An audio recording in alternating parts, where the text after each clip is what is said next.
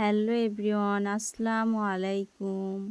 সবাই কেমন আছো? আশা করি আল্লাহর রহমতে সবাই ভালো আছো। আল্লাহর রহমতে আমিও ভালো আছি। আজকের এই ভিডিওটা খুবই গুরুত্বপূর্ণ ভিডিও।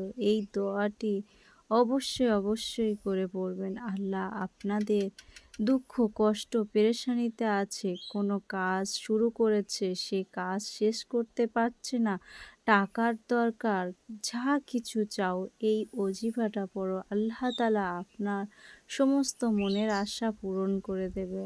আল্লাহ চাইলে সব কিছু করতে পারেন।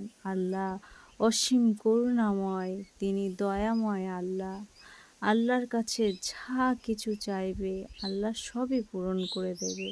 আল্লাহ বলেছেন, আমার কাছে চাও, তোমার একটা জুতোর ফিতা যদি ছিঁড়ে যায় আমার কাছে চাও, আমি তা তোমাদের দিয়ে দেব।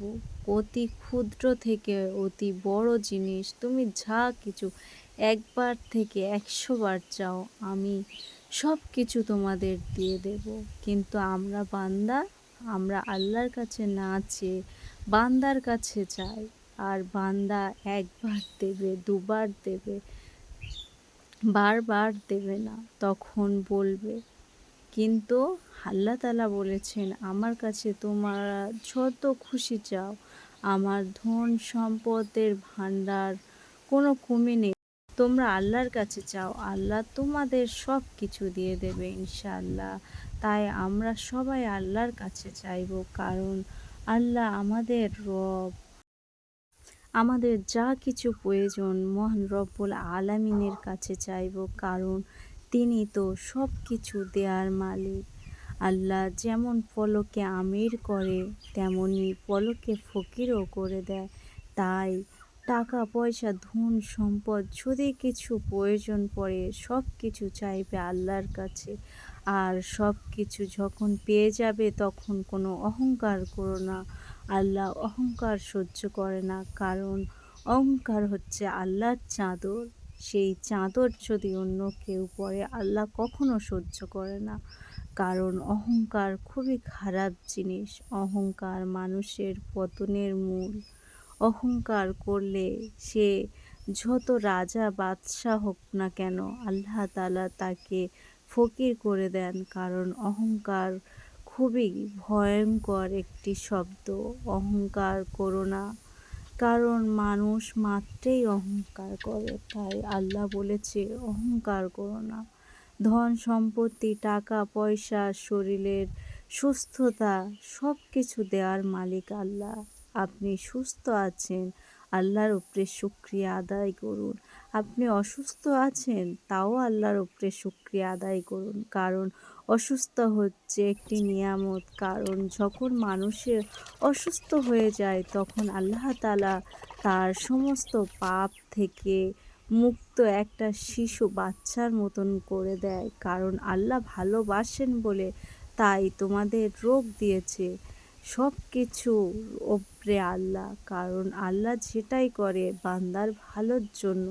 কিন্তু আমরা বুঝি না, আমরা অবুঝ।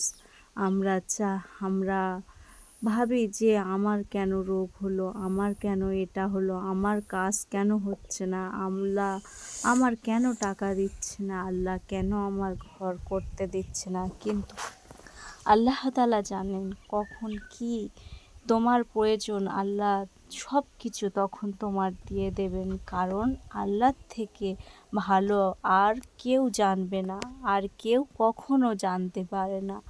যা কিছু জানার আল্লাহই জানে, কারণ আল্লাহ সর্বজাহানের মালিক। তাই এই দোয়াটি বেশি পড়ুন।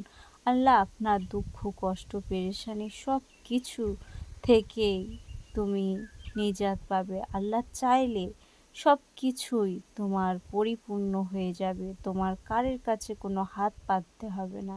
তুমি আল্লাহর কাছে হাত পাতো না, আল্লাহ তোমার হাত কখনো খালি ফিরাবে না, কারণ তুমি তো সেই দোজাহানের বাদশার কাছে হাত পাতছ, যিনি সমস্ত দোজাহানের মালিক। আর তিনি কখনো তোমার হাত খালি ফেরাবেন না। এই দোয়াটি হলো হাসবুনাল্লাহ ওয়া নি'মাল ওয়াকিল। আমার আল্লাহ আমার জন্য যথেষ্ট। কারণ আল্লাহ যখন কোনো বান্দার জন্য যথেষ্ট, তখন আর পৃথিবীর কোনো কিছু তার প্রয়োজন নেই। কারণ আল্লাহ স্বয়ং যদি তার সাথে থাকে, তাহলে আর বান্দার কী প্রয়োজন? বান্দার কোনো কিছুই প্রয়োজন নেই, কারণ রব্বুল আলামিন তো আপনার সাথেই আছে।